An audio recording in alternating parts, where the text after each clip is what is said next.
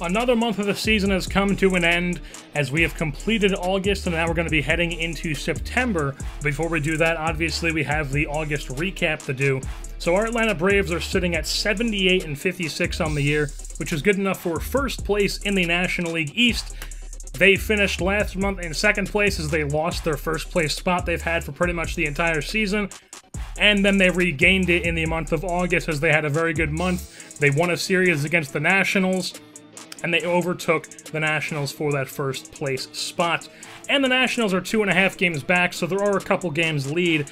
There is a couple games lead for that first place spot. Well, the Mets, they're 10 games back. They don't really have a chance unless they have a ridiculous month of September to win the division. Moving on to some other stuff, starting things off with some injuries. I mentioned in the last video that Jung-Ho Gong had a shoulder pull and he was going to the 10-day DL. That happened in the Dodgers series, which was, I believe, the third to last series of the month. So he really isn't going to miss much time. He was on, like, the 10-day DL. He already only has, like, 1 to 6 days left on his injury and, like, 4 days left on the DL. So he'll be back in the month of September. He really didn't miss much time at all. While Aaron Blair is the guy who did miss, who is missing a lot of time. Him going down was the reason why I pulled the trigger on that Jason Hammel trade. And Jason Hammel, despite his last start against the Dodgers where we got rocked, he's been playing pretty darn well as he is one of the better pitchers in the National League now. And Aaron Blair, well, when he went down with his injury, he wasn't really pitching that well. So even when he comes back, we'll get into a bit later on, but I don't think he's going to be in the rotation. Moving on to who's doing well around the league and the league leaders, of course, there's Freddie Freeman. His .321 average is third in the National League. 162 hits is tied for fourth. 50 home runs, obviously first. 136 RBI, that's first as well. Justin Turner's right behind him, though. 87 runs is fourth. His .663 slugging percentage is first in the National League, as well as his .1063 OPS, and his 7.3 WAR is the highest in the National League for a batter. Dansby Swanson has dropped his average a bit. He had a bit of a struggling month of August. He's dropped it down to .306. He's only 8th in the National League in average now. While Inciarte has fallen below .300 but only by 1 point. He has a .299 average, which is 12th in the National League. 149 hits is 8th. 80 runs is tied for 8th, and his 31 swiped bags is 6th in the National League. Marwin Gonzalez still up there in doubles. His 34 two-baggers on the year is tied for 7th in the National League. Moving on to the pitching side of things, there's Nick Vincent, who saves up there with RBI and pitcher wins for a dumb stat that doesn't really tell you how well the guy is pitching. But we're going to say it anyways, as Nick Vincent is 2nd in the National League with 41 saves. And then Jeremy Hellickson, like I keep mentioning, the guy has been a great pickup. He has this year and then 1 more year left in his contract with us.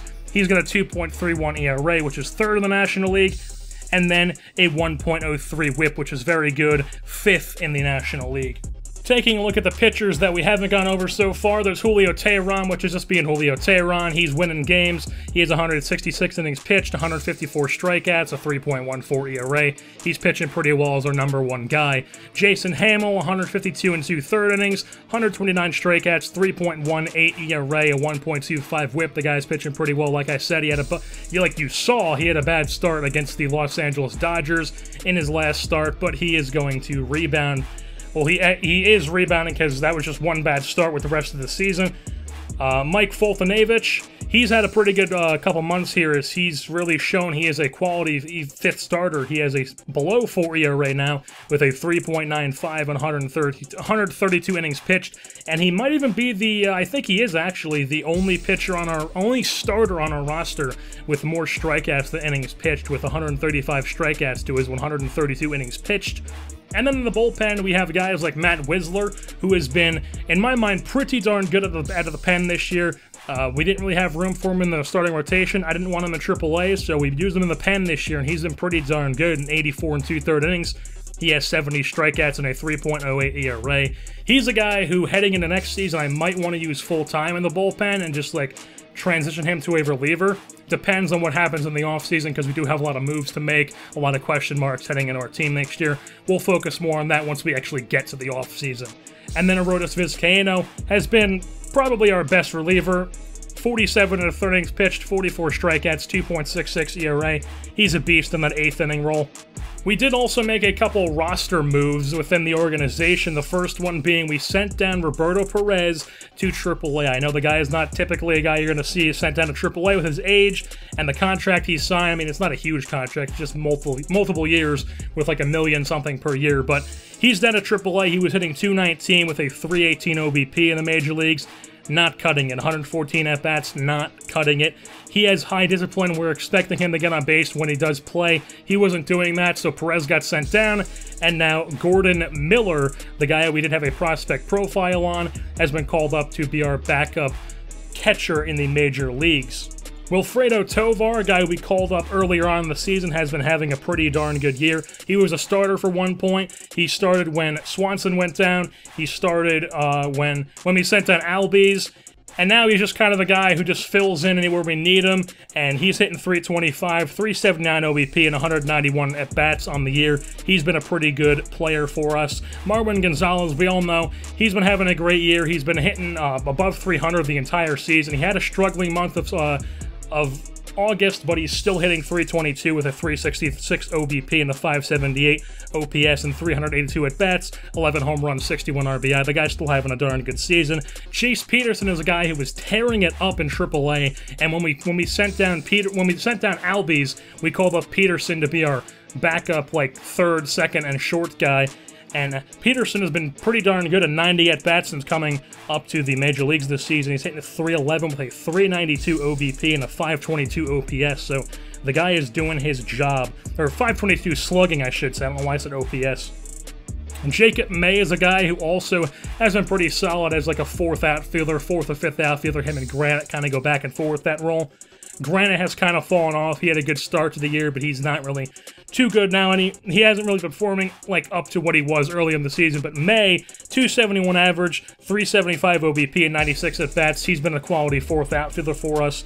Valencia has kind of been a disappointment in left field. He's hitting .262, which isn't the worst. I mean, I'll take .262 for a guy like him, but .329 OBP, definitely not what you want. That's not exactly ideal. .412 slugging, also not ideal for what we got him for. He's at 16 home runs, only driven into 34 RBI, which, I mean, isn't really a stat that you can determine how guys hitting, but his average and his OBP and his slugging definitely are. So he really hasn't been what I expected him, but he is still our starting left fielder. And then Matt Kemp definitely has not lived up to expectations, or not really expectations, because we don't really expect him to do much. He's just kind of here because we can't really move him because of his contract. I've mentioned multiple times, I'm sure people are still going to comment about it, that we are planning on trading him in the offseason, even if it's just for scraps. But Matt Kemp is probably going to be traded in the offseason. And so far this year, he's hitting .244, .314, .409 slugging, 19 home runs, 79 RBI. And for those of you who aren't into even just slightly advanced stats and don't realize why I always say that pitcher wins and RBI or saves are just dumb stats to judge a player. RBI is a dumb stat because it's purely based on where you hit in the lineup. It's just a luck-based stat. If a guy has 80 RBI like Matt Kemp basically has, you would think, hey, he's going to be a pretty good player. But no, he's hitting quite terribly, but he has 90 or 80 RBIs essentially. And it's not a good representation of if a player is hitting well or not. As you can tell by his average OBP and his slugging, he's just not a good hitter this year, yet he's driven in 80 runs. And if you look at his RBI, you're going to go, oh, he's a good player. He's not. And then the other move that we made with our roster was we called up Alan Craig because Sean Rodriguez, he's been a disappointment this year. He spent most of the year in AAA because he got off to a very rough start to the season. We called him back up, still couldn't hit.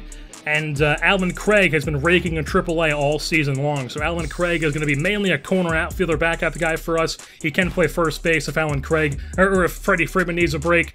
But he was mainly going to be a corner outfielder guy for us because he's been raking in AAA. Ozzie Albies, the update on him is he's in 236 at-bats. He's hitting 298 in AAA, so he is definitely coming around. And we're looking forward to having him back on the team next year. He definitely will be up for the September call-ups as well because he is on the 40-man roster, so we might see him here and there, we might not. Teoscar Hernandez is a guy who I really haven't talked about at all this season because he hasn't done anything. He started the year in the major leagues when I traded for him from the Astros last year. I was hoping he was going to be our everyday corner outfielder rather than signing Valencia, but Hernandez just I mean, he hasn't been good. He got off to a bad start in the majors. Sent him down to AAA. He's hitting 227 and over 200 at bats, almost 250. The guy's not had a good year, so hopefully he can rebound and have a good 2019. But 2018 has not been kind to Teoscar Hernandez. But with that being said, that's going to wrap things up here for this edition of the Atlanta Braves franchise. I've been your host, Jersey Born, and I'm saying goodbye.